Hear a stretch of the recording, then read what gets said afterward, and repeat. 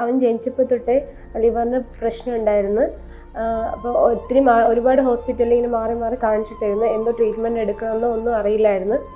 അപ്പോൾ ലാസ്റ്റാണ് ഞങ്ങൾ കിംസ് ഹോസ്പിറ്റലിൽ വന്നത്. എന്നിട്ട് ഇവിടെ ലിവർ ട്രാൻസ്പ്ലാന്റിൻ്റെ ഡോക്ടേഴ്സിനെ കണ്ടു. അപ്പോൾ അവർ അതിനെക്കുറിച്ചുള്ള കാര്യങ്ങളും പറഞ്ഞതെല്ലാം മനസ്സിലാക്കി. അപ്പോൾ ഒരു സർജറി വേണമെന്നാണ് ഞങ്ങളുടെ അടുത്ത് പറഞ്ഞത്.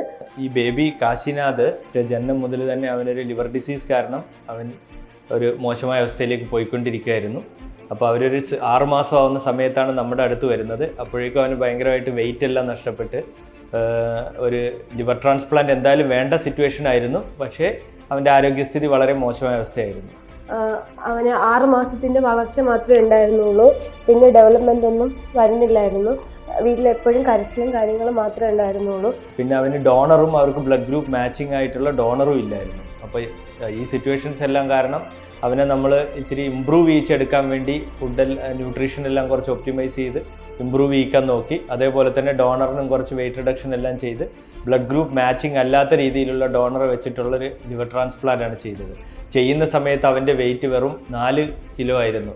കേരളത്തിൽ തന്നെ ചെയ്തിട്ടുള്ള ഏറ്റവും വെയിറ്റ് കുറഞ്ഞ ലിവർ ട്രാൻസ്പ്ലാന്റുകളിലൊന്നാണ്. അങ്ങനെ അതിനുശേഷം പക്ഷേ ഓപ്പറേഷന് ശേഷം ഫോർച്ചുനേറ്റ്ലി അവന് നല്ല രീതിയിൽ റിക്കവർ ചെയ്ത് വന്നു. വലിയ കോംപ്ലിക്കേഷൻസ് ഒന്നും ഇല്ലാതെ ശരിയായി വന്നു. ഇപ്പോൾ അവൻ്റെ വെയിറ്റും ഡെവലപ്മെൻ്റ് എല്ലാം ക്യാച്ചപ്പ് ചെയ്ത് വരുന്നുണ്ട്, ഇമ്പ്രൂവ് ചെയ്ത് വരുന്നുണ്ട്. ഇന്ന് നമ്മൾ അവൻ്റെ 1ാമത്തെ ബർത്ത്ഡേ ആഘോഷിച്ചു. I wish him all the best. അവൻ നല്ല ഹാപ്പി ആയിട്ടിരിക്കുന്നുണ്ട്. ഞങ്ങളും നല്ല സന്തോഷത്തിലാണ്.